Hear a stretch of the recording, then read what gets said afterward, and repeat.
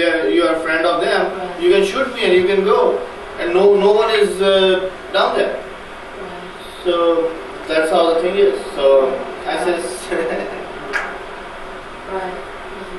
the thing, right? So how long is the statute for civil? You know, I need to check it again, but I think you do have some time. Okay. I need to look at it again. I think probably 6 months. I should have done that before I came. It's yeah, usually about a year, possibly though. in a year. So you know, I should look at that, because another option that people often use is they let the police go through their investigation, so that they're using their resources to investigate, and then after a criminal case is brought, you can bring your own civil suit. And then once the criminal case is proven, if it's done well, it pretty much decides your civil suit. Sure. Right. So I think the point, what I would suggest right now is that you guys start putting pressure on the detective, tell him what is going on. Sure. And we will keep on working on this thing, working with the DA's office, putting pressure as a community-based organization. Then these folks who have been doing this for a long time will get their help, will get the Human Relations Commission's help. I mean, any organizational support that we can offer. And in the meantime, I mean, our goal is, first of all, there are two goals that we have. One is immediate and one is long-term. The immediate one is to take care of the problem that we have at hand. And the long term is to use this as an example for the community at large, that you bastards get off your ass, and because it is going to happen to you tomorrow. That's true. And stop this bullshit amongst yourself, and let's approach this collectively. We're all in this together. So that is the goal that we have. But that we have to address this issue, and we have to be serious about it.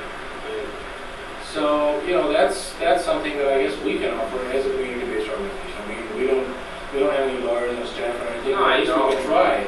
But whatever we can do, and they have offered their consultation on pro bono, which means no fee type thing. Because that's what these folks do anyways.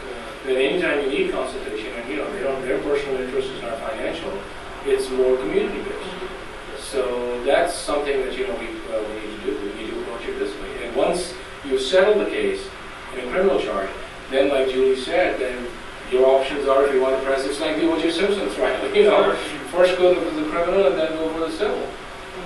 So. But the danger is that if the police don't do a good job, it can really close up some of your options later. If only because then the police are too embarrassed to say that they made mistakes, right? So right now, because they need you, it's very important, I think, for you to get what you need from them, which is to say, when you're sharing information, you should also be asking for information.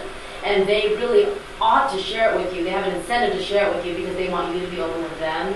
And so I think that, in some cases that I've worked on before, the police actually assign like a victims liaison to you all, and you might want to ask if there's somebody there who is sort of, it's oftentimes, I've seen it actually in like cases where there's more been physical harm, because then there's like all kinds of medical care and things like that are needed. But you might want to ask about that anyway, and just see if you can have somebody who kind of keeps in touch with you, so keep you updated on what the investigation is and that kind of thing. That's good. So that would be very important to you. I'll bring that up too in my conversation. I think that would be great. I'll bring that up too. And to the extent that Munir and I can be helpful by calling and saying we're from this organization, working with the victims, we can do that. So by the way, just for information purposes, for their information too, are civil cases taken on contingency basis at all? I need to check the Bain statutes. Many statutes provide for attorney's fees, so that if you were to win your case, then the other side would be responsible for paying your attorney's fees. Okay. Now, it depends on whether the statute provides for that or not, and I don't remember if it does. But there are some attorneys who take fees later on if you win the case. That's right. That's exactly what I'm right. That means you get a percentage of Yes. whatever's won, right? And it's something that my office doesn't do a whole lot. But I'm sure you could probably find them somebody who does. Who will do it on that basis. Whose expertise is Exactly. whose expertise is something like this, violation of civil rights and all. Exactly.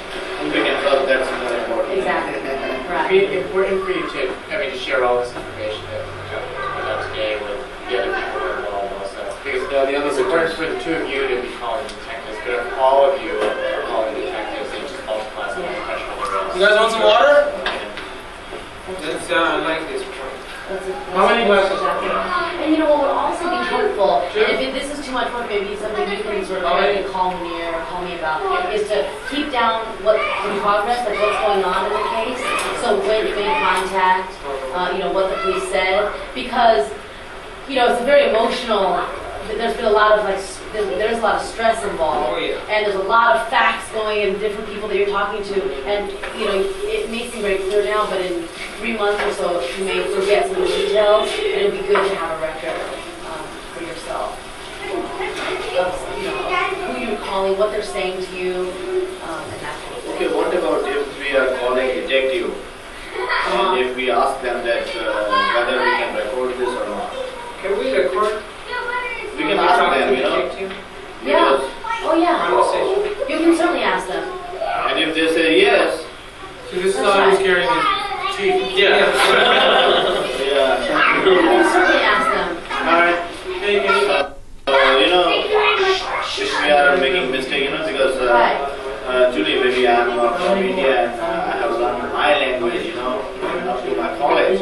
Here I am speaking in English, That's but up to this age, I was speaking my language. Right. So I am poor in English, so sometimes if I am making mistake, if I understand something else and if I speak something else, that can hurt me. Right. Right. So Right. that's why this time I'm asking. Right. Can I stop you for a second? Look at that cutie. He's so cute. And when he turns around, he's the cutest kid ever. Yeah. Really cute. Yeah. That's like somebody you just want to tickle. Squeeze them. Okay. Shh. Hey, chill out. No, I think you can certainly ask. You can certainly ask about that. You can't take without asking. That's true. But you can definitely ask them. The other thing I would just do, if you haven't already done it, is get copies of the police reports. Thanks. Make sure Have you asked for those yet? Not yet. Okay, I would just get those, because, it's also good just to have as much a record of what the police is doing Yeah. as possible, and you're entitled to have that. Tomorrow, very important. Good, good. Let me know what conversation and how do they respond to you. Okay, please. And then let me know what. You have my home phone number too, don't you? Talk to you. Okay, I think I gave it to you. Why don't you write it down? It's 949